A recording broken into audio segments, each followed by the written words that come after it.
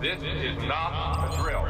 I repeat, this is not a drill. Do not be afraid. We are now in control of what you hear. 1, 2, 3, testing. A journey to the far reaches of knowledge and the unknown. I can't believe I just saw that. From aliens to angels, conspiracies to cover-ups. One soul and preeminent power. From extraterrestrials to exposing the truth. I'll try and explain as much as I can. You're listening to Planet X. You're listening to Planet X. Planet X.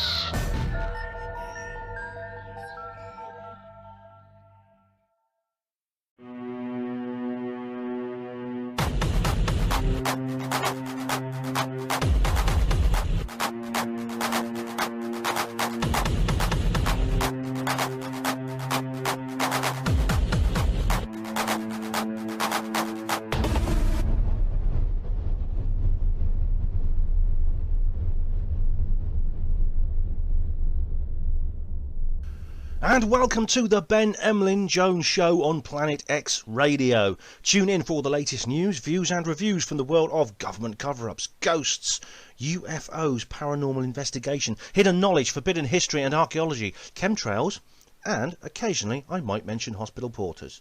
The date is the 4th of September and the time is 8 PM British Summer Time. And for those of you who don't know what I mean GM plus 1 hour.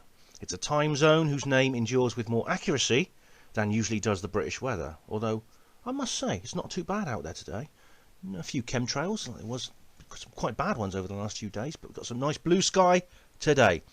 So in deference to the departure of the late David Frost, may I just say hello, good evening and welcome.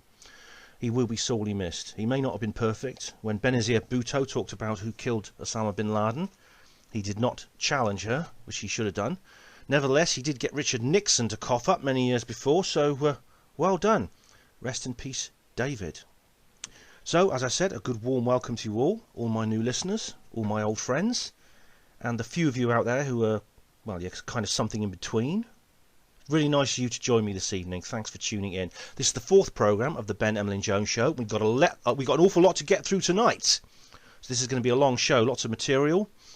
A lot has got my goat this week, and I'll be covering it in kind of reverse order, depending on how much it's got my goat. We will first of all be starting with Charlie Brooker on psychics, NHS staff sick days, a remake of Blake 7, and much, much more. So stay where you're sitting and do not touch your dials. The Ben Emlyn Jones Show is on the air. From aliens to angels, conspiracies to cover-ups, this is Planet X. Right, we're going to start this week with the proportional order when it comes to goat getting. And I'll tell you what's got my goat this week. It's got my goat more than anything for months, I think. It's actually, it concerns a certain newspaper called The Guardian.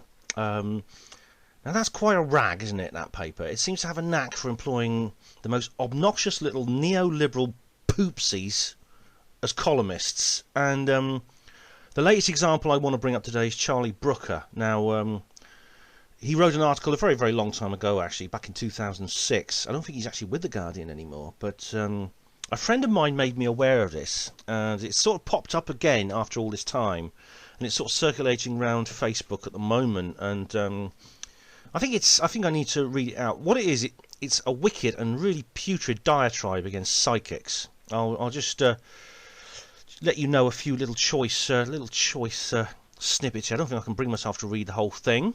But let me just tell you the title. When it comes to psychics, my stance is hardcore. They must die alone in windowless cells. That's the title, alright? That's the title. I mean, surely he's joking, isn't he? He's a comedian, isn't he, Charlie Brooker?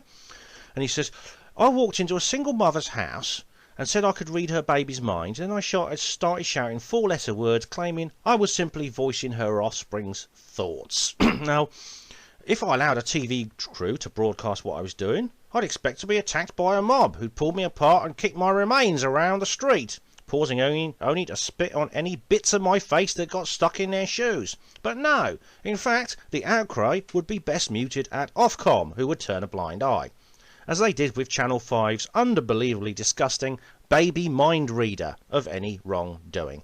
So, what Brooker is saying, he's talking about a program that's is quite obviously just a mainstream media straw man. This particular program, I looked at it briefly on IMDb. It's rather stupid, shallow, kind of typical mainstream media coverage of psychic phenomena. Anyway, Brooker goes on to use this particular program as a sort of like yardstick for all skeptics. And then he says, so he carries on, and let me read this, all right? This is quite shocking.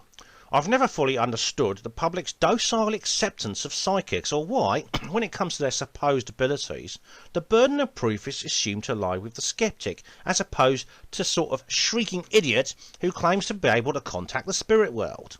I'm quite hardcore on this. I think every psychic and medium in the country belongs in prison.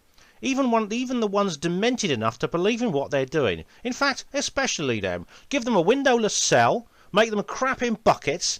They can spend the rest of their days sewing mailbags in the dark. The audiences that the psychics prey on are equally infuriating, albeit less deserving of contempt. They're just disappointing, like a friend who's let you down. Often they're simply grieving and desperate. I mean, if you want to believe in psychics, fine. You're a dangerous idiot and I wouldn't trust you to operate a spoon without putting an eye out. But fine, your choice. Delude yourself silly. Your word is probably more fun than a real one. But there's no Jeff, just an half-die filled with magic spirits who communicate with eerie, ugly, otherwise unemployable, bottom-of-the-barrel showmen back on Earth. But don't accuse anyone with the temerity to question your sad supernatural fantasies as having a closed mind or being blind to possibilities. A closed mind asks no questions, unthinkingly accepts that which it wants to believe. The blindness is all yours. Well, that's an interesting position there from Charlie Brooker. It's hard to know what to say. Like I said, like he's based his whole view in this article on psychics based on that program, that TV program. Then he goes on to say that he thinks psychic mediums should be imprisoned for life without access to light or running water. Now, I know he's a comedian, but there's no disclaimer on this statement, and there's no tone of mockery. It's not in the novelty column of The Guardian, it's right there in the comments section. As far as we know, he means it literally. Now, I don't actually have a problem with ignorant people. You can ignore ignorant people, but Charlie Brooker is different because his ignorance is attached to an incitement towards state-sanctioned violence and a contemptuous disregard for civil rights. This cannot be ignored because it could do harm to the psychic community. Even people who just go to a spiritualist church, which I sometimes do. And we need to defend ourselves legally against that. So I'm sending this article to a solicitor, somebody I know who specialises in this sort of case. In other words, he's a psychic and he's a psychic believer himself, but he's also a lawyer. Now, people often say, well, skeptics are harmless, and well, on most of them are. You can just ignore them. But creeps like Charlie Brooker are more than just skeptics. They're skeptopaths. That's the word I invented, and I think they're dangerous. And there's an amusing, very ironic conclusion to this attack he makes on psychics. I'll just read it to you again. This is really it's quite funny actually in a way. Here we go. If you want to feel your eyes pop rudely open, swat up on the cold reading techniques that fake psychics use. Guesswork, sly conversation tags, and they give the impression of being psychic.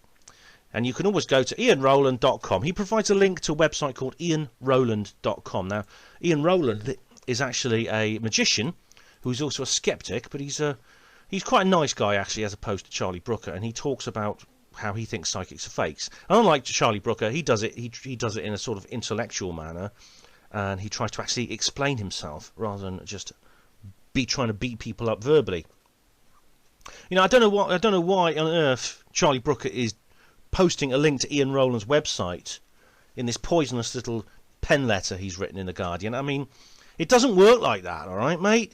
You can either inform people or you can terrorise them, but you can't do both. And this is very typical of hardline skeptics, I must say. He's not the only one. There's a kind of verbal torture session, and then they sit opposite you on a chair with the back facing forward. They blow cigarette smoke in your face, and then they say, OK, let's have a discussion about scientific evidence, shall we? And I'm going to talk about more on this because they actually believe it. All right, they actually believe this. In a moment, I'm going to tell you some more about this subject to give you more background. Basically, they actually have this total wanton lack of introspection. They actually believe their own lies. They believe their own delusions. I don't think most of them are not lying. They're actually just narrow-minded to an extraordinary degree. I've often said this, and I'll say it again. People say, well, are psychic mediums genuine? My question is, do we have an intellectual environment necessary for the fact to become generally accepted if they are genuine, if they are real? And the truth of the matter is, I don't think it exists today. And I've written a lot about this before. Now, you can't actually say to Charlie Brooker, look, why don't you present the other side of the story? Because I don't think he actually understands there is another side of the story. He's got this event horizon of moronic bigotry, and everything on the other side of that he just ignores. I don't think he would have actually written an article like that if he was in any way open-minded about this subject.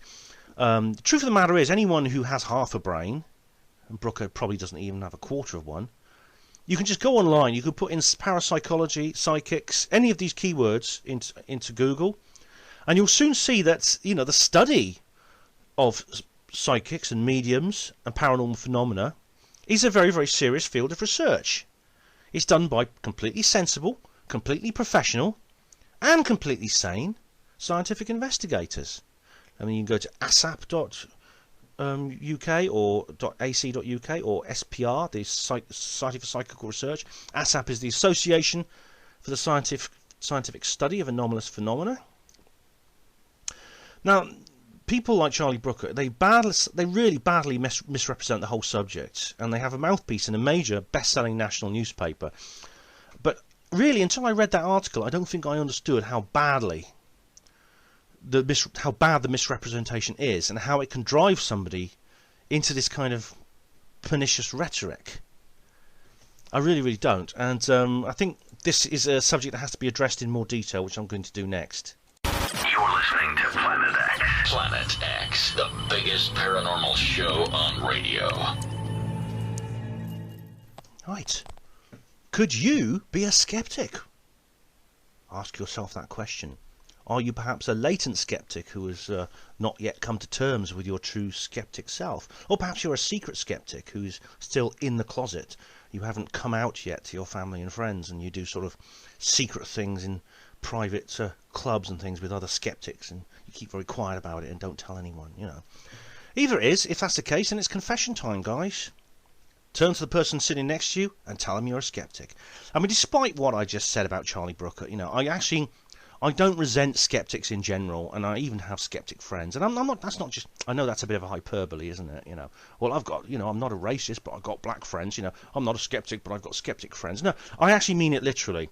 I do have friends who are skeptics. There's some very nice people who are skeptics. And this is not an attack against those people. This is about what concerns me about the skeptic movement. This is what I will explain. The subject I'm going to explain this evening. So, what is a skeptic? What motivates them? What do they want? I've actually done a lot of study on this subject, and that's how I've met lots of skeptics and made friends with them. And I learned, and they're not evil at all. Most of them are perfectly ordinary, decent people. They just have particular beliefs. In the course of my research, I've gone to skeptic events, I've read skeptic books and other literature, I've watched skeptic films. Now, what is a skeptic? It's not easy to define. Now, we all feel we know what it means. We all have that kind of sense when someone says, that bloke's a skeptic. Things like that. But how do we describe it in definite words? It's a bit like when they say that politician's very left-wing or that politician's very right-wing. We have this sense of what it means. And we all sort of can... We can all sort of identify them in that respect, but we can't very easily articulate the actual meaning behind it, and that's something I think is skeptic is the same thing to do with skeptic. That's what I'm saying. Skeptic is like that. It's that kind of subject. Now, if you go into the Oxford English Dictionary, you look up the word skeptic. It defines it as noun, a person who doubts, disbelieves and questions accepted opinions. Well, that sounds like me, doesn't it? But I'm not a skeptic. So it's worth noting that I actually have divided the words into two different meanings, all right, and I spell them differently. One of the word definitions, I spell skeptic spelled small s C-E-P-T-I-C, and I give it one definition. But there's another word, there's another definition. Well, that's skeptic spelled capital S K-E-P-T-I-C, and that has another definition. Now you may wonder what I mean and why I've done that, but I will explain. Now, as I said, I'm someone who actually thinks I'm interested in paranormal phenomena, the supernatural, conspiratorial matters. I think that these things are real, or a large proportion of them are real. But how come I'm not a skeptic? Is in a sense I'm doubting and disbelieving accepted opinions. So according to the dictionary definition, I would be a skeptic. And I would define myself as a skeptic with a C. You see, but I'm not a skeptic with a K. Now, how do I define a skeptic with a K? Just to differentiate these two words. I define a skeptic with a K as one who thinks that anything paranormal, supernatural, conspiratorial or fringe is not real. That's how I define it. I think perhaps the best place to start is to read a definition of themselves. This is how skeptics define themselves. This is actually posted on the Oxford Skeptics in the Pub website. And this goes: a skeptic is one who rigorously and openly applies the methods of science and reason to all empirical claims.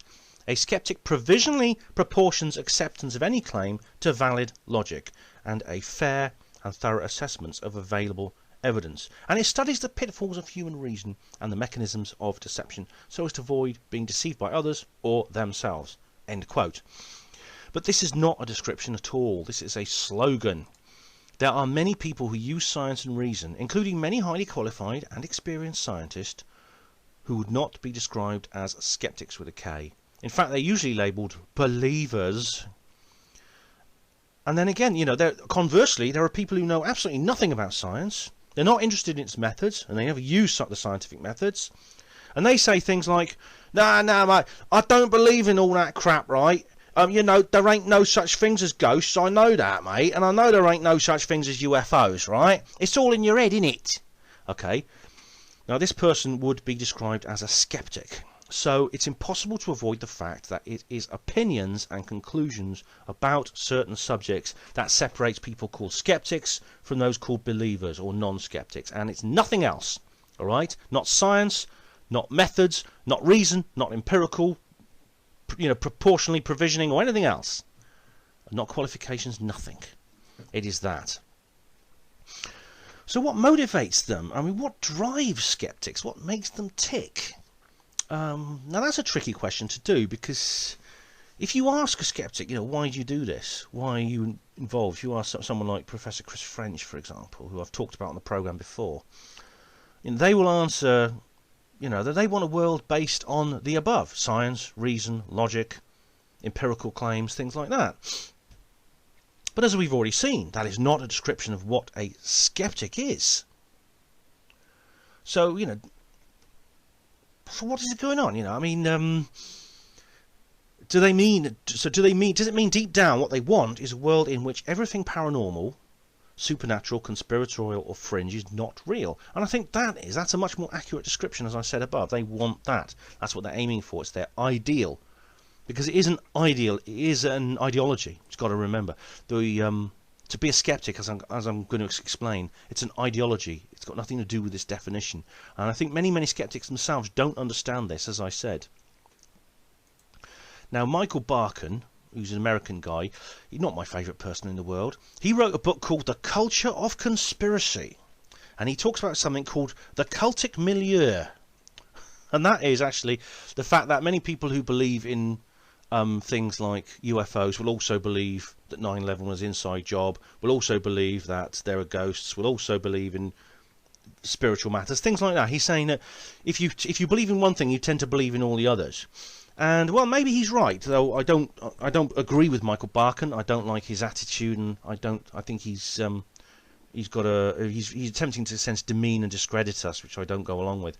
But I think there's a skeptic milieu. All right. People who take the skeptic line on one thing, for instance, the moon, they say that the moon landings are real and they weren't faked. They tend to also take the skeptic line on 9/11. They believe the official story about Bin Laden and the box cutters and etc. And they also don't believe in UFOs. They also don't believe in 3D energy. They also tend to be atheists and materialists. So, in a sense, to be a skeptic, it's a group of ideas around a wide range of subjects which is united by something.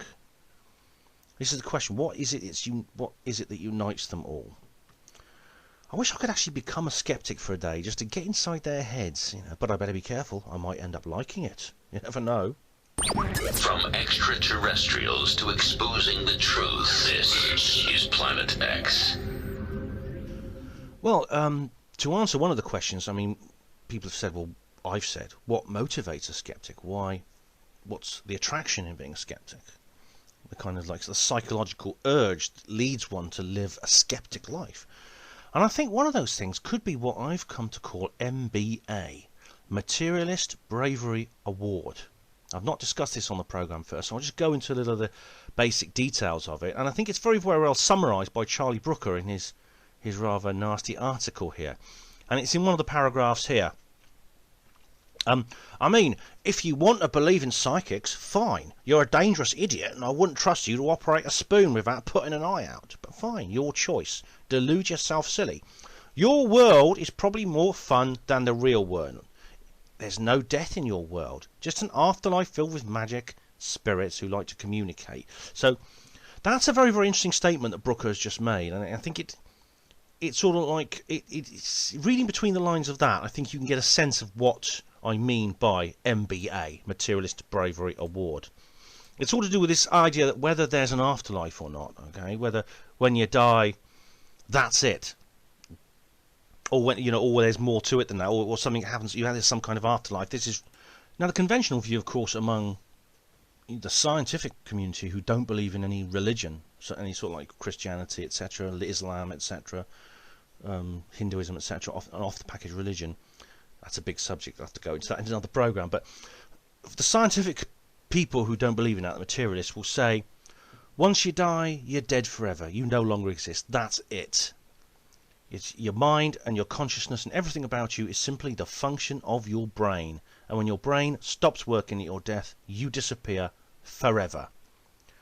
And then very often they'll go on to, like in a sense, what Charlie Brooker has said, is the reason people believe in life after death, and the whole idea that life after death, heaven, spirit world, whatever it might be, has come into the human world, is because the prospect of ceasing to exist is psychologically unbearable. So humanity, our species, has concocted this kind of mental safety net to survive. To keep ourselves sane, we have to have this myth of an afterlife. It's like a comfort blanket, all right? So that's a conventional view, all right? That's kind of what Charlie Brooker was saying there. It's what many, many other skeptics have said at a certain point. But let's just read between the lines there, okay? Imagine you are someone saying that. You could easily add a little bit extra. You could say, but I can face it. I know I'm going to cease to exist when I die, but I can face up to that. It's you quivering, pathetic, inferior people who need this afterlife myth. But me, I don't need that. I have the strength, I have the courage, I have the general manliness and superiority to get through my day without that crutch. So one could argue, and I do, that not believing in an afterlife is actually extremely attractive. In fact, it must be an extremely intoxicating feeling. Just imagine how superior you must feel to people who do believe in an afterlife. I mean, God, it's probably just as well I can't become a skeptic for a day, isn't it? Just imagine. I can very, very easily imagine someone becoming addicted to that feeling. So I would say, that the wishful thinking is actually very much on the side of the skeptics, not on the side of the afterlife believers. They accuse us of big wishful thinking. I think they're the ones who are wishful thinking. So much so that if it is scientifically demonstrated there is some form of afterlife, they may well rebel against it and say, no, we don't want there to be this proof to come. We don't want that to exist. We like our feeling of superiority. We like backslapping each other and saying, look at us in our little ivory tower here. How much better we are than the masses.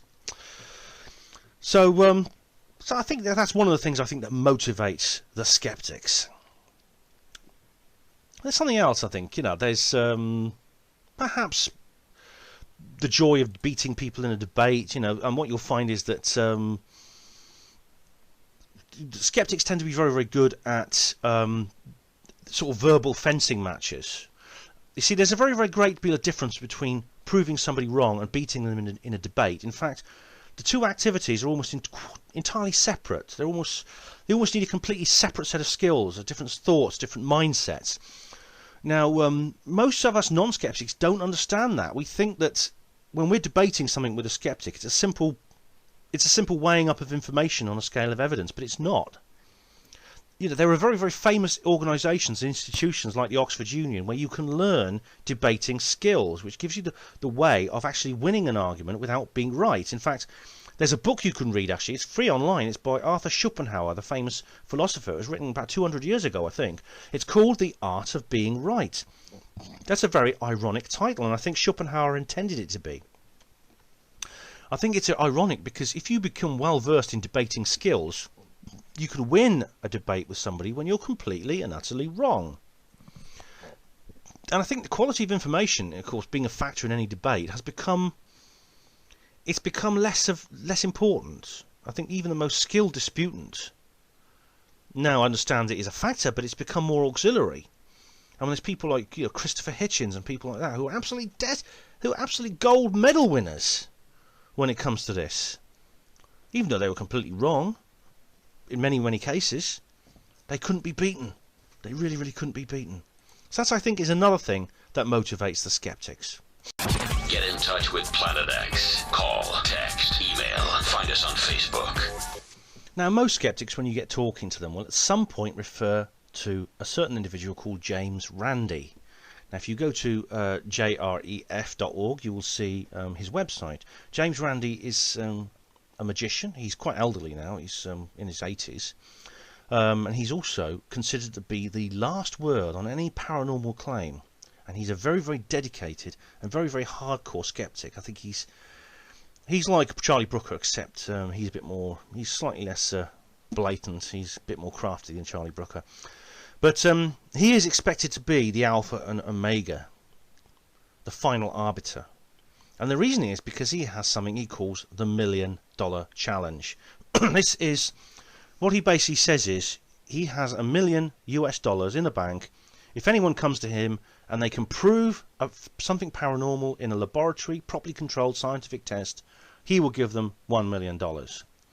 And for this is the main reason why skeptics will always refer you to him. They'll say, well, if you're sure something's so true, why don't you go and apply for James Randi's $1 million challenge then? Hey. Well, I think there's several reasons for that. I mean, firstly, his $1 million challenge. I mean, where he got this $1 million from, he won't reveal. He says it's an anonymous donor. Well, I know a lot of organisations that have anonymous donors, and a lot of them have connections to the intelligence agencies. That's not an accusation. It's just a question, Mr. Randi. Could it be that your $1 million challenge has come from the CIA or from somewhere else? Is that right? Anyway, he has this reputation for being lily white in his conduct. He's sort of like totally above board, transparent, honest as the day is long, flawless, Mr. James Randi. But is this justified? I mean, it's important to bear in mind that he is a showman. He has a lifetime's experience in communicating with and entertaining the public on stage and screen. He has a way with people in that sense. It goes back long before he was a skeptic. In fact, he started as a young man. I think in the 1930s and 40s he used to do escapology like Harry Houdini. And he's a stage conjurer. He's an illusionist, right? He can make rabbits pop out of hats.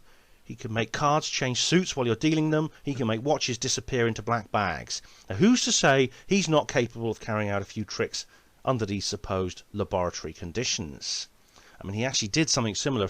He actually went to a laboratory in France where they were testing homeopathy drugs a few years ago. And, well, it's a little bit questionable about what went on there. I certainly don't trust. I'm certainly not convinced by the results. The main reason is the BBC made a documentary about it. Now that's an absolute red flag in the air that there's a lie going on here. When the BBC make a documentary about something, you know it's dodgy. Well, I'm glad to say that, you know, I do recommend the other side of the story in this case. Not in the Brookerian sense, but in the real sense, all right? I'm not here to terrorise anyone. I want to inform people. Do read... There's several books you can read. For instance, a book called Randy's Prize by Robert McLuhan. And I've read it myself. It's an excellent critique of the rarely questioned sceptical norm, which is accepted almost without question by millions. This book does not accept it without question. It subjects it to scrutiny. Another thing you'll find if you listen to Mr. James Randi is you'll notice that he talks as if he's the only paranormal investigator in the world. He sometimes refers to his peers very briefly, but he tends to denounce them in an extremely patronising manner. He calls them naive. He says they're gullible, like babes in arms, you know. I'm the real paranormal investigator. You're just these naive little elfine Tolkienian sort of like children who glide around the haunted houses. You know, oh, I'll put a camera here, and I'll put another camera there, and I'll put my heat gauge there, and I'll put a crystal here. You know, but Randy... No, he's the streetwise, lean, mean gangster, man. He's the only one who knows anything about what's going on. Well, I think that's a bubble that needs bursting, all right? I think that's a load of rubbish, and I think it's a patronising, insulting rubbish. And let's see if I can help burst it. I mean, James Randi often says that he'll say, well, he's infiltrated a parapsychology lab and proved that it's, you know, that it's just jokes. He seems to enjoy doing this. He makes tricks. He does tricks to make people look like fools. There's this thing called Project Alpha, where he sort of inserted these two young magicians into a parapsychology lab, and to see how far they could get by pretending to have real supernatural powers. And when all they were doing was stage magic. Now, according to James Randi, the scientists investigated them, swallowed their claim hook, line, and sinker, and declared them unequivocally to be the real thing. And at the moment they were presented to the world, the two moles came clean, and they said the whole thing was a hoax. And this is seen as a kind of D-Day or Trafalgar in the sceptical community. But does it deserve to be so? I mean, there was a web page up about this. It's gone now. All right, but basically it shows that it's not quite what it seems to be. It's a big subject, and the web page is now gone. But the actual James Randi actually misrepresented the whole situation. And there's another instance where he has this thing called Carlos, the Carlos hoax. He puts this new age salesman into Australia, and who says he's a sort of like psychic paranormal guru type person, but it's actually an actor called Jose Alvarez, who just happens, incidentally, to be the cousin of Willie Rodriguez, the 9/11 Truth campaigner. Is that a coincidence? I don't know. Anyway, Rupert Sheldrake, who's a very prominent critic of James Randi, he's one of these scientists, who believes in evidence and experiment, who says that some paranormal things are true, who is called a believer by the skeptics, all right? Now, Rupert Sheldrake, who was attacked by a man wielding a knife a couple of years ago as well, someone tried to kill him, he has publicly spoken about his misgivings to do with James Randi. He says Randi is a liar. His $1 million challenge is not the bottom line of the issue, but also Randi has lied about Sheldrake's own work. Sheldrake won't work with him. He said, I don't want anything to do with him. And of course, Sheldrake is presented by Randi as being one of these wide-eyed flower children who make up the whole world of paranormal investigation, apart from himself, the mean, lean gangster. Another interesting thing about James Randi that is not discussed at his various conferences, I've been to his conferences, one of his conferences, I've met him even, that he doesn't only challenge people with his $1 million challenge, he himself has been challenged by other people. All right, not with $1 million, because these people don't have CIA donors who are willing to give that much money. But a friend of mine actually offered him £100,000 once. A friend of mine who is a paranormal investigator, goes to haunted houses, things like that. He wrote to James Randi and he says, Dear Mr. Randi, I challenge you to spend 6 weeks with me in England, all expenses paid, to come round the various haunted houses doing investigations with me. If I can convince you that some paranormal events that I investigate cannot be rationally or logically explained in mundane terms, you must donate your $1 million prize, your $1 million prize, to a charity of my choice. If, however, you can provide a rational and logical explanation for everything that happens, I will donate £100,000 to a charity of your choice. You know what? James Randi refused to take up the challenge. I know, all right, it's 6 weeks. It's a long time, but it's 6 weeks in which James Randi could earn £100,000 for his James Randi Educational Foundation, which I'm sure he would be able to do easily, would he not? But no, the silence from James Randi is positively deafening. And I hope you enjoyed that introduction to skeptics. And in future, when you hear me refer to skeptics, you'll know what I'm talking about. Planet X. The truth is on air. Now, I've always said on this programme that I will occasionally refer to hospital portering because, you see, I was a hospital porter. Hence the name of my organisation, Hospital Porters Against the New World Order. And I'm going to do that now, although this is actually not just porters I'm referring to, it's all staff in the NHS. It's been reported that this is a local story from my area, but it has its equivalents in other areas. It is it's kind of a national issue, that staff sickness rates in National Health Service hospitals have increased threefold in the last 4 years. Now, for some reason, this is considered news, when really such an outcome should be pretty obvious and predictable. And the reason it's pretty obvious and predictable is because the situation in the NHS has become unbearable. Now, the problem is it's actually being dismantled. That's why it's so unbearable. The government is basically bleeding it dry and strangling it because they want to chop it up and privatise it. They've been planning this for over 40 years now. In fact, plans for NHS privatisation were probably hatched as soon as the NHS was introduced in 1947. You know, I mean, for those of you who don't live in Britain, I mean, it's hard to realise what I'm talking about because we're very, very lucky. Very few countries actually share what we have, which is a publicly funded free healthcare system, which is available to all, regardless of the ability to pay. Most nations on Earth have a very, very different system. They have a system of health insurance. In the United States, it's called Medicare. And under these systems, you insure your health like you do anything else, like you would your house or your car. And this means that you have an insurer will have to assess you for risk to calculate your premiums as they would if you wanted to insure your house or car. So if you're generally fit and well and you've had few illnesses, then your premiums will be low. But if you develop a long-term health problem like asthma or diabetes or arthritis, your premiums will go up. And if these illnesses endure for a long period of time or worsen, then the insurance company may decide that you present too much of a risk and cancel your contract. Essentially, your body becomes a write-off. So in any nation where free public health care institutions exist, the citizens are enormously fond of them and would never willingly give them up. But I think at the same time, a lot of people have this kind of naive concept that if their government wanted to dismantle the free healthcare system, they'd come on TV and stand up in Parliament and say it openly and announce it. Ladies and gentlemen, we, as David Cameron would say, we decided to privatise the NHS. We hope you don't mind. Please vote for us in the next election. No, of course they don't do this. Governments don't work like this. They're much, much more devious. When they want to introduce an unpopular policy, they use several tricks. They try to bring it in the back door. David Icke has talked about the stepping stones approach, or totalitarian tiptoe. The frog in the saucepan analogy.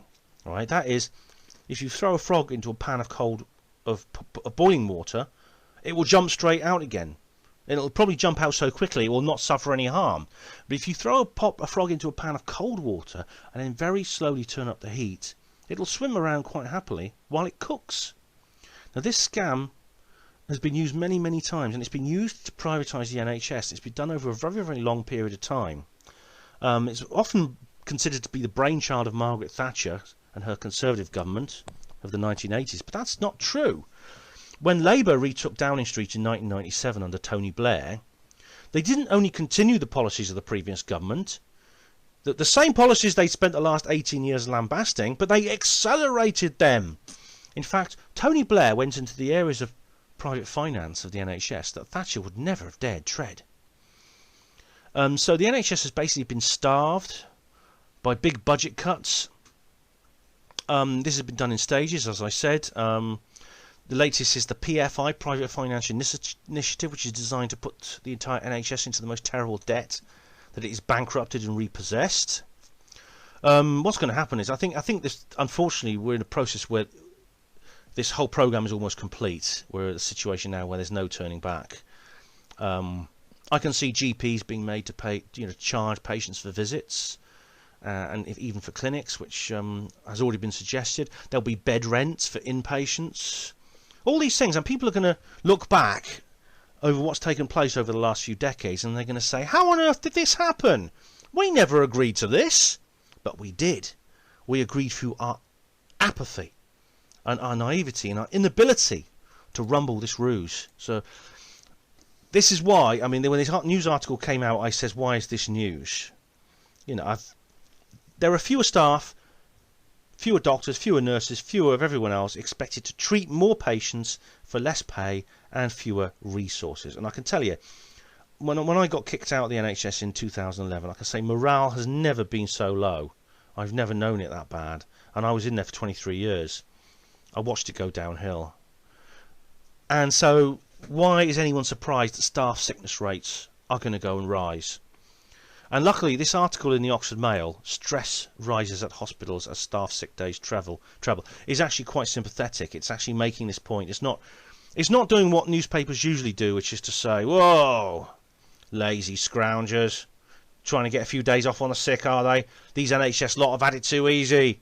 And they pour scorn on them for lacking moral fibre or anything like that. It's...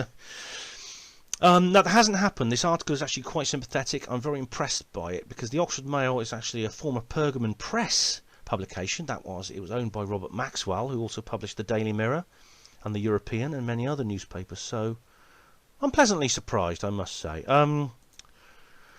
The problem is, I mean, what's happening in Oxford is that Carl Jenkinson, who's a former chief administrator of the trust, and he actually used to be a porter, I should point out, he set up something called the Wellbeing Centre at the Occupational Health Department at the hospital. And the thing is, that's no good, because there's no point mopping the floor until you switch off the leaking tap. All right, the root cause of the problem must be tackled, and the root cause is the government's entire health policy for the last 40 years plus. So, that's something else that's got my goat. This is Planet X. Alright, that's enough sad news, alright? That's enough ranting and getting angry. I think we should talk about something happy for a change, don't we think now? This is the last news story of the show, and I'm very, very pleased to say that Blake 7 is going to be remade. This is excellent news. Now, Blake 7 was a very, very highly popular BBC TV science fiction drama series that ran from 1978 to 1981. It is absolutely excellent. I've got all the DVDs. I've got DVDs of all 4 series. I was knee high to a grasshopper when it first came on TV, and I didn't really understand it. But I've watched it again since, and it's amazing because it shows an astounding level of awareness. It's surprisingly perceptive, more than in almost any other TV series I've seen, about the same subjects that we talk about on Planet X Radio. And it does it in such a subtle way, it can't really be censored. But it's no doubt it's there. And now it's been referred to as Britain's Star Trek, but I think that's a bad description, because Star Trek is a very, very different programme. Alright, both series are set in space in the future, but Star Trek paints a very optimistic view of the future. In Star Trek, the Earth is basically a paradise. There's everything's perfect, everyone gets on well. The only violence and war comes from hostile aliens like the Klingons. And, of course, one of the duties of the Starship Enterprise is to protect the Earth from the Klingons. So Blake 7 is very, very different. It's very dystopian. It's deeply Orwellian. It talks about a universe ruled by the Federation, which is like this sort of like New World Order superstate, which is far worse than the New World Order because it's spread to other planets. The crew of the Enterprise in Star Trek are very cosmopolitan. There's men and women in equal numbers. They wear these sort of egalitarian uniforms with small badges of rank, and insignia of sort of hierarchy. They're very, there's all kinds of races, not just an alien from the planet Vulcan, but there's a Russian guy, a Japanese guy, a Scottish guy, and a Swahili-speaking woman among the stars. And on the Enterprise, they have this easygoing, loving camaraderie, but the Liberator crew in Blake 7 are very dysfunctional, and of course that makes them far more interesting. And Avon is a cad worthy of the Federation itself. Now, Blake 7 was very low budget. It's much more so than Star Trek. It was very famous for its homespun production design. Its special effects were very, very crude. The bulkheads of the spacecraft actually wobbled in some of the scenes because when they're touched, because it's so obvious they're made of cardboard. But I don't think that mattered, and I think Blake 7 had a very important message for science fiction. If you have a good storyline with good characters played by good actors, reading a good script, then you don't need fancy special effects. And conversely, if you have a crap storyline with crap actors, shallow characters, and a lame script, then big budget special effects will not save it. Independence Day comes to mind. Now, I've actually done an analysis several years ago. I wrote about this on the Herpanmo blog, analysing all the different episodes of Blake 7 for their various themes. I mean, I'll give you an example. In the very first episode of Series 1, the very first shot is a public surveillance camera, like a CCTV, just attached to a wall. And then they talk about putting mind-controlled drugs in drinking water to make the population docile, like they're doing with fluoride. And then they talk about other things, such as alien civilizations. There's designer drugs, designer illness to control people, genetic engineering, all kinds of extraterrestrial beings, genetically modified creatures, the corruption of the medical profession. I mean, I made a whole list of them. There's too many to go into now, but there's 4 series. There are actually 52 episodes altogether, and so it's really, really quite. I do recommend getting the DVDs of them because they're really great. I watch them all. I mean, the first 3 in particular. The 4th series is not that good, but it's all right. It's still good, but it's not as good as the other 3. It went downhill after the 3rd series, but I'm really, really pleased. It's been remade. It's been announced that. The cult classic sci-fi series Blake 7 is about to be remade for the Sci-Fi Network. Fremantle Media International has said that 13 hour-long episodes are going to be written by Joe Pokaski. And he's also said that the director of several James Bond films, Martin Campbell, is going to come on board as well. And it's really, really... this is really, really good news, like I said, because it's such a great series. There's also another story that's come out saying that... Microsoft are going to fund another remake by Xbox Live, so there may be 2 remakes at the same time. So you can have, so that's even better. The question is, will the remakes be as good as the original? Now, I'm a bit dubious here because, firstly, the remakes are so good; it's such a tough act to follow. I wonder if anyone can ever make them as good as the original. Also, I mean, there won't be the continuity because there's a different production team, and obviously because a lot of time has passed now since the original series was made. The original cast and crew are all a lot older. Most of them have retired, and one of them's died actually. One of the guy who played Gan, he's died. Now, will any of the original cast and crew be used at all?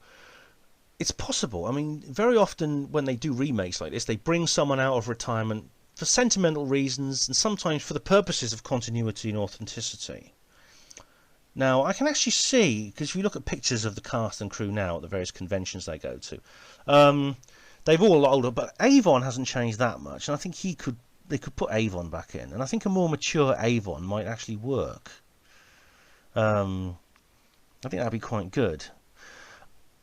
But of course, we have to also realise that television generally is not as good as it used to be. And I've talked about this before on this programme, about how some really terrible TV programmes have come out lately. Almost terrible beyond belief, compared to what television used to be. Occasionally in the past, you've got good programmes like Blake 7. If Blake 7 was being made for the first time now, it wouldn't be as good as the original. I'm doubtful about whether a remake of Blake 7 made today can ever be as good either. So I will watch the remakes with anticipation and interest, but my hopes are not too high. But the good news is it doesn't matter, because, you know, people who watch the remakes will maybe want to look at the original series, and hopefully sales of the original DVDs will boom. We shall see anyway. You're listening to Planet X. Planet X, the biggest paranormal show on radio. Space weather this evening. We have a thin, waning crescent moon. Tomorrow night we have a new moon. Moon rises at 4:11 a.m. and sets at 6:30 p.m.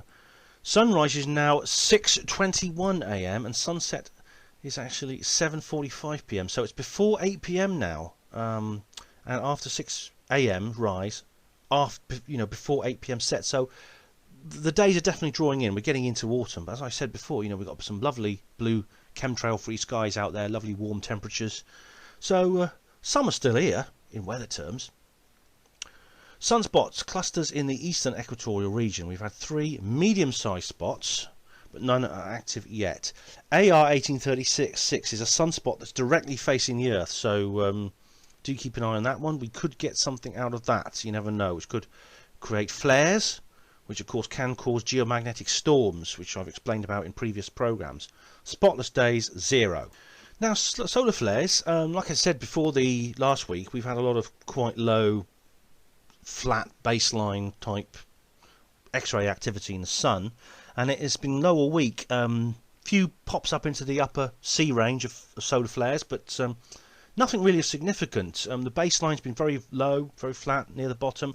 However, overnight, just this last day, last 24 hours, that's all changed now. We've had a couple of quite a jagged trace at the moment, with some multiple flares up into the C range. Maybe that's coming from sunspot AR 36. We should see anyway.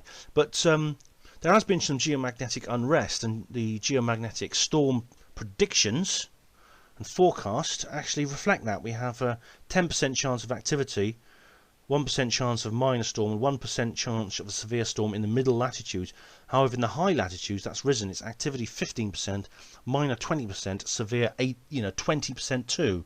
So this is not necessarily going to cause any interference on your TV or telephones, but it's still worth looking out for. And if you live in high latitudes, like in the near the poles, you might be lucky enough to see the aurora, these beautiful lights in the sky, which are very, very lovely, and I wish I could see them.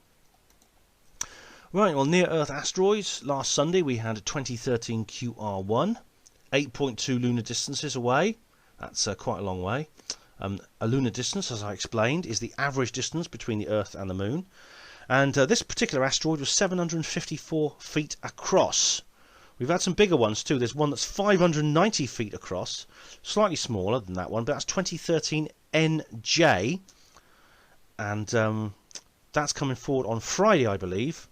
And also 2002 JR9 on Saturday, which is 63.5 lunar distances away. So that's a long, long way away. I mean, for instance, the planet Venus, which is the second furthest natural object to the Earth after the Moon, at its closest point of approach to the Earth, it is 98 lunar distances. So 2013 NJ is more than half that in distance. And it's big. It's 4,593 feet across. That's over 3/4 of a mile. But like I said before, there are ways and means of dealing with these asteroids if they do threaten the safety of the Earth. We've had a couple of pink liners, and that is asteroids within 5 lunar distances and to 1 lunar distance. If they're within 1 lunar distance, they're red liners, and they have a separate category. There's 2001 AV43 and 2013 AV47. Now, they are coming within 2.5 and 2.9 lunar distances, but they're small though. One is 190 feet across, the other is 590 feet. So the second one's quite big, might even be visible to the naked eye, I'm not sure. If you know where it is, you've got a good telescope, you might be able to see it. If not, on the 21st of September we have 2013 PX6, which is 3,281 feet across. So that's a big one. That's a big one. It's only been discovered this year, but it is very far away, 68.6 lunar distances. So nothing to worry about there. Solar wind speed 233.5 miles per second. Density 57.726. So it's dropped slightly since last week, because the density last week was 68.838 particles per cubic inch, which is one of the densest I've ever seen. This one was slightly lower. So that was this week's space weather. As I've said before, I do these reports because what happens out there affects what happens down here, more than you might think. This is Planet X. Planet X. Well, we're coming close to the end of this, the 4th programme of the Ben Emlyn Jones Show on Planet X Live. Thank you all very, very much for listening. It's been quite a long roller coaster ride of a show this evening. Quite a mixture, actually. A bit of anger, a bit of laughter, a bit of tears. Such is life. Do stay tuned for the other shows coming up. There'll be another one following this one. And do remember, every week we have live material uploaded to planetxlive.com almost every day now. And do remember that the podcasts are all available on Planet Xtra 105 on YouTube. You can always go there and hear all the shows, including this one, as many times as you like. So, I hope you've enjoyed this show. I hope you've taken on board the information that I've given you. And please, do put it to good use. Don't just think about it. Take action on what you've learned. Go out there. Tell your friends. Be an out-of-the-closet conspiracy theorist who's willing to go out there and change the world. Because when enough of us do that, we hit that critical mass, that 100th monkey point, as the great scientist Lyle Watson once called it. And when that happens, everything changes. And I want to see this happen. I want to be there when it does happen. And I want to share that experience with you. As David Icke always says, it's a great time to be alive. Thanks for listening, good night, and God bless.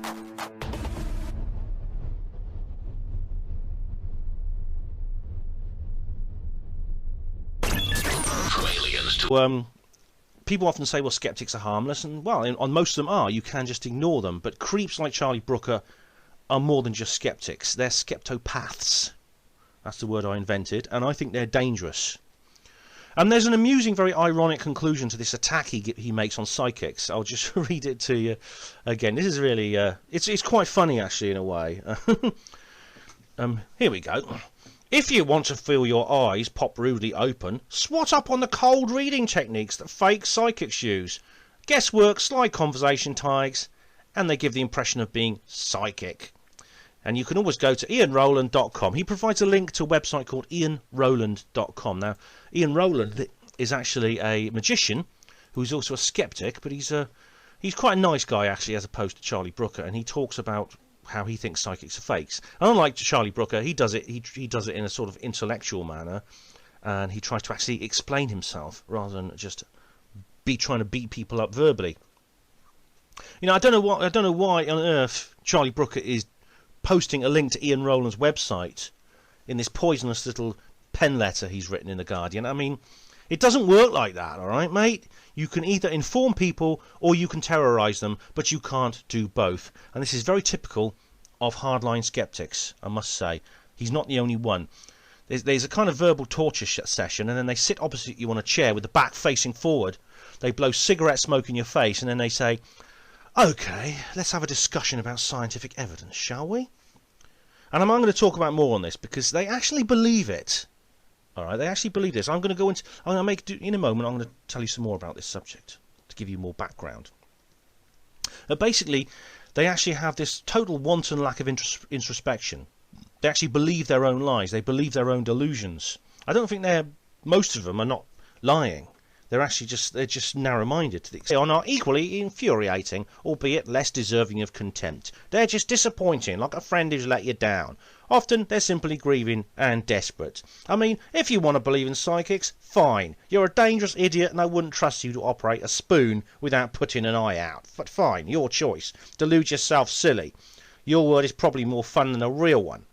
But there's no Jeff, just an half-die filled with magic spirits who communicate with eerie, ugly, otherwise unemployable, bottom-of-the-barrel showmen back on Earth.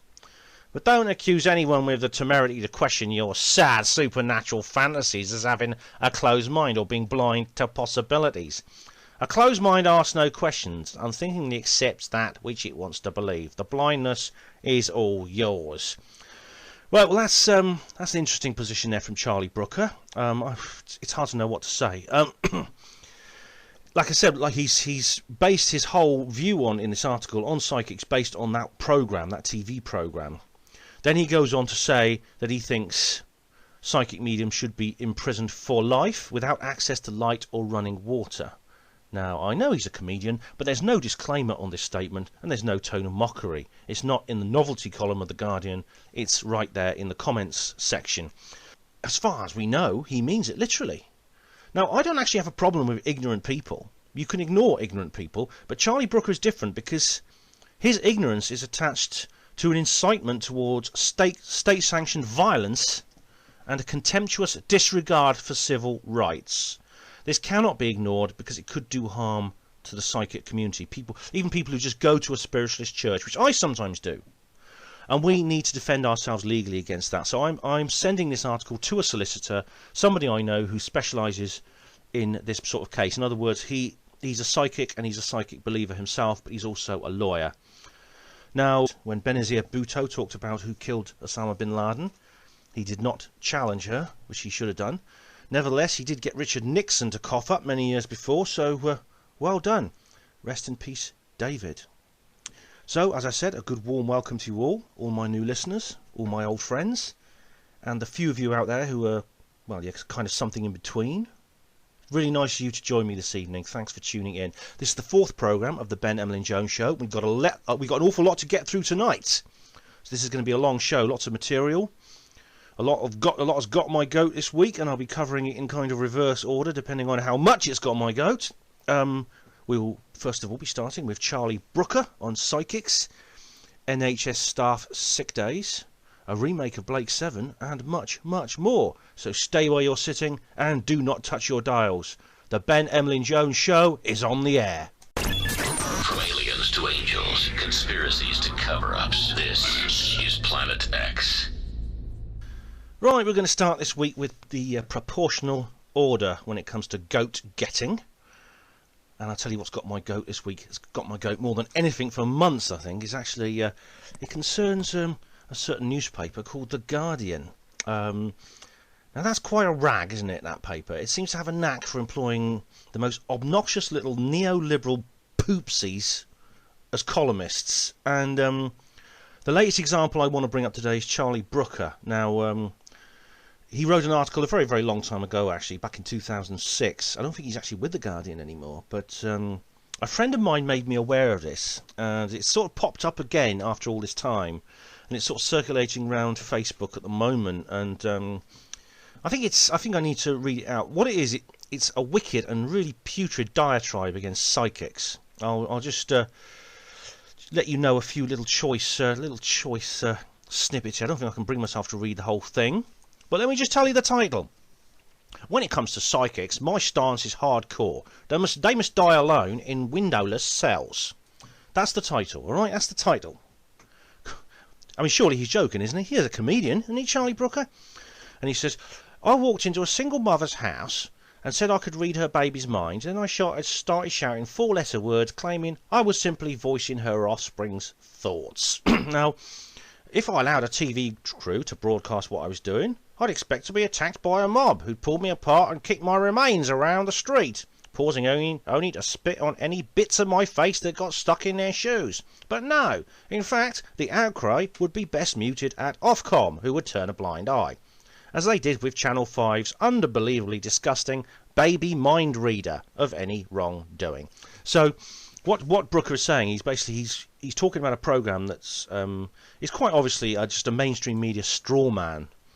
This particular program, I looked at it briefly on IMDb. It's rather stupid, shallow, kind of typical mainstream media coverage of psychic phenomena. Anyway, Brooker goes on to use this particular program as a sort of like yardstick for all skeptics. And then he says, so he carries on, and let me read this, all right? This is quite shocking. I've never fully understood the public's docile acceptance of psychics, or why, when it comes to their supposed abilities, the burden of proof is assumed to lie with the skeptic, as opposed to sort of shrieking idiot who claims to be able to contact the spirit world. I'm quite hardcore on this. I think every psychic and medium in the country belongs in prison. Even the ones demented enough to believe in what they're doing. In fact, especially them. Give them a windowless cell, make them crap in buckets. They can spend the rest of their days sewing mailbags in the dark. The audiences that prey on the psychics prey. This is not a drill. I repeat, this is not a drill. Do not be afraid. We are now in control of what you hear. 1, 2, 3, testing. A journey to the far reaches of knowledge and the unknown. I can't believe I just saw that. From aliens to angels, conspiracies to cover-ups. One soul and preeminent power. From extraterrestrials to exposing the truth. I'll try to explain as much as I can. You're listening to Planet X. You're listening to Planet X. Planet X.